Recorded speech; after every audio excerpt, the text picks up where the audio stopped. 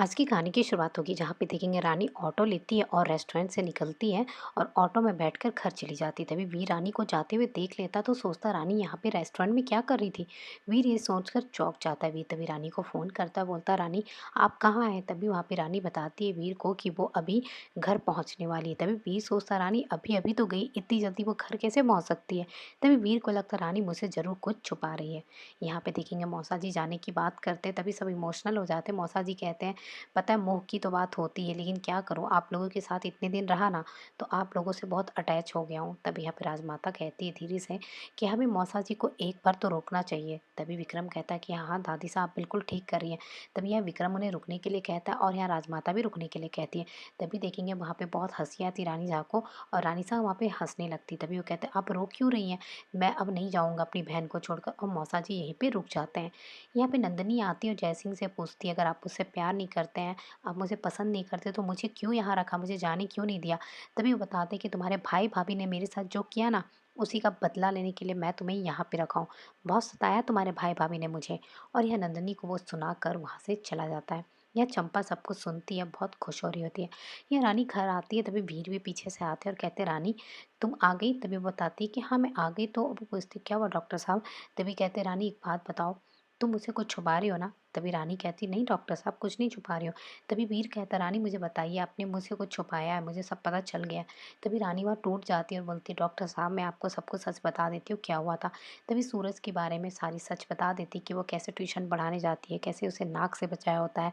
वो हर एक बात बता देती है। तभी वहाँ पे सूरज आ जाता है और कहता राधिका तुम यहाँ पे क्या करी इस आदमी के साथ। और तभी वीर से कहता तू राधिका से दूर रहना। तभी रानी का हाथ पकड़ के वो खींच के जाने लगता है। वीर कहता है मेरी बेबी को छूने का हिम्मत कैसे किया। यहाँ पे इन दोनों के बीच में बहुत ज़्यादा झगड़ा होने लगेगा। वीर वहाँ सूरज का गला जोर से दबाने लगेगा। रानी रोकने की बहुत कोशिश करती है पर वो नहीं सुनता है। तभी सूरज वहाँ पे वीर को चाकू भोंक देगा। तभी वीर को चाकू भोंक देगा तभी रानी को होश आता है कि ये सब बस एक सपना था, उन्होंने ये सब कुछ बताया ही नहीं है। तभी वीर कहता रानी क्या हुआ, आप रो क्यों रही हैं, इतना डरी हुई क्यों है। तभी कहती डॉक्टर साहब सॉरी मैंने आपसे छुपाया है। तभी वीर कहता क्या हुआ रानी। वो बताती मैं विजया से सब कुछ वापस पाने के लिए अपने एक दोस्त की मदद ले रही थी और ये बात मैंने आपसे छुपाया डॉक्टर साहब। तभी वो कहा रानी मैंने आपसे पहले कहा था ना मुझसे कुछ मत छुपाइएगा, तो क्यों छुपाया, अब आप क्यों सॉरी फील करें, आपने मुझे सब कुछ बता दिया ना। यहाँ पे देखते सूरज घर पे आता है बहुत खुश खुश। उसकी माँ पूछती क्या हुआ बेटा, बड़ा बहुत ज़्यादा खुश लग रहे हो। तभी बताता माँ मैं क्या बोलूँ, राधिका पे ना मेरा दिल आ गया, मुझे राधिका चाहिए। वो कहती है हाँ ये बात तो बिल्कुल सही कह रहा, लड़की में कोई तो बात है, मेरा भी तो उस पर दिल आ गया, बहुत अच्छी लड़की है वो। और तभी सूरज वहाँ पे राधिका से शादी करने के बारे में सोच रहा होता है। यहाँ देखिएगा नंदिनी बैठी होती है और रो रही होती है, सोच रही होती है कि जय इतना कैसे बदल सकते हैं। तो वे जय सिंह वहाँ पे आते हैं और अपना फ़ोन रखते हैं साइड में और ड्रिंक निकालते हैं और यहाँ पे शराब पीना चालू कर देते हैं। तभी नंदिनी कहती जय आप शराब पी रहे हैं। तभी कहता हाँ तुम्हें पीना है क्या। तभी वो कहती मैं शराब नहीं पीती हूँ जय। तभी देखेंगे चंपा वहाँ नंदिनी की साड़ी और जेवर पहन के आराम से तैयार होकर आ जाती है। तभी जैसे ही देखती नंदिनी चंपा को तो कहती तुम्हारी हिम्मत कैसे हुई मेरी साड़ी और गहने पहनने की। तभी यहाँ पे नंदिनी को कोई जवाब ना देकर जाती है जय सिंह के पास, ड्रिंक उठाती है और रोमांस करना शुरू कर देती है नंदिनी के सामने। नंदिनी ये देखकर बिल्कुल चौंक जाती है कि चंपा का ये रूप। तभी कहती कि चंपा तुम मेरे यहाँ काम करती थी ना, ये सब तुम क्या कर रही हो।